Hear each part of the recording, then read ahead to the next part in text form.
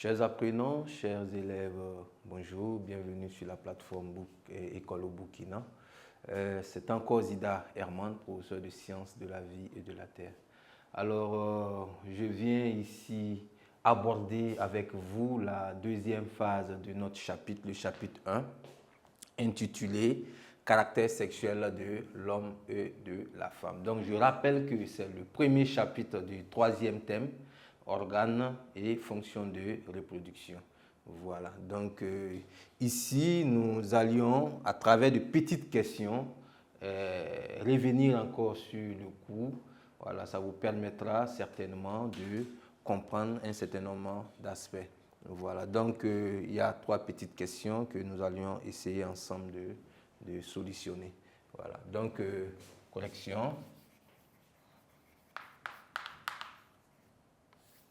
Bien, donc ce que je vous propose, c'est de petites questions, trois petites questions, voilà, dont les réponses justement se trouvent dans le cours.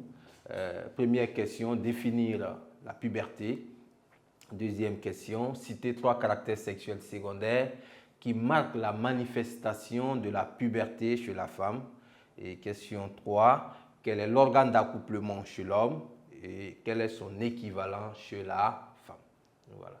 Donc, ensemble, on va trouver des éléments de solution justement pour ces trois questions. Voilà. Bien, petit 1, définir la puberté. En ce qui concerne la puberté, je pense que cette expression a été définie dans le cours. Voilà. La puberté, c'est la période de la vie, voilà, marquée par le début d'activité de nos organes reproducteurs et aussi le début du fonctionnement, voilà, le début d'apparition de certains caractères sexuels secondaires. Voilà.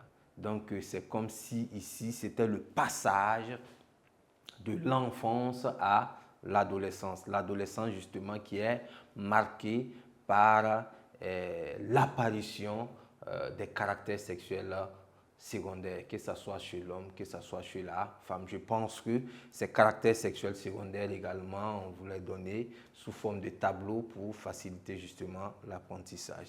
Donc, pour revenir à la question,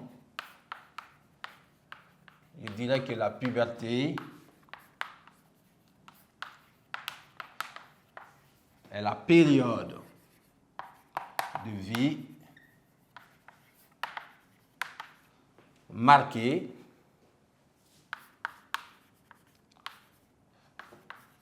par le début d'activité des organes reproducteurs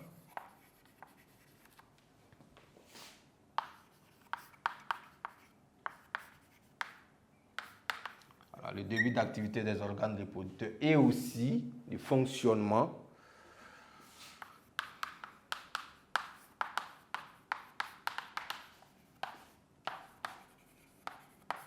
du fonctionnement de certains caractères.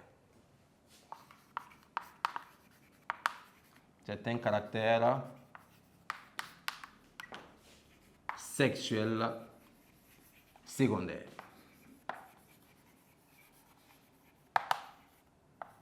Voilà. Bien, l'élève qui dira c'est le passage de l'enfance vers l'adolescence, je pense qu'on ne pourrait pas le blâmer. Hein. Voilà. Bien, la question numéro 2, on demande de citer trois caractères sexuels secondaires qui marquent la manifestation de la puberté chez la femme. Je pense que pour cette question également, si vous vous référez à votre cours, la réponse est assez claire. Les manifestations de la puberté chez la jeune fille. Voilà. Donc, en petit 2, les caractères sexuels secondaires qui marquent la manifestation de la puberté. Donc, on dirait ici la puberté chez la femme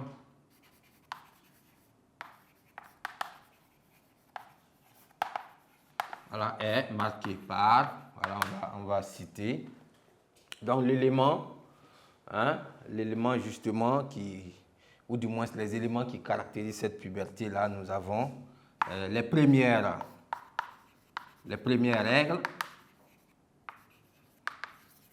Voilà. Première règle ou première menstruée. Après les premières règles, nous avons l'accélération.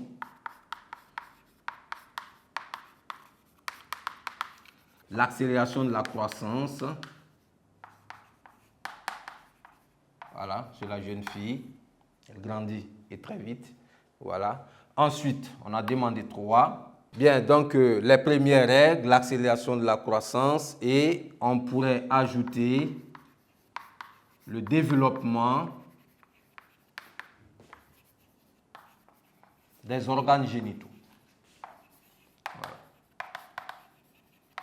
Bien, on demande de citer 3, sinon il y a lieu aussi d'ajouter le développement des poils pubiens, voilà, qui constitue justement un caractère qui marque justement la puberté chez la jeune fille. Bien. Et la dernière question, on dit quel est l'organe d'accouplement chez l'homme? L'organe d'accouplement chez l'homme et quel est son équivalent chez la femme? Voilà. L'organe d'accouplement chez l'homme, c'est le pénis et l'organe d'accouplement chez la femme, c'est le vagin. Voilà.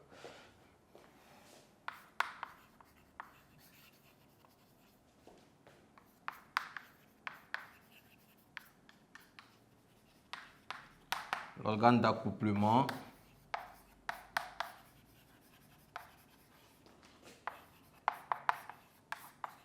chez l'homme est le pénis.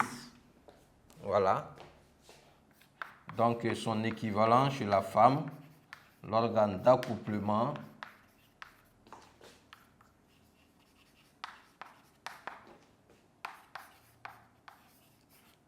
chez la femme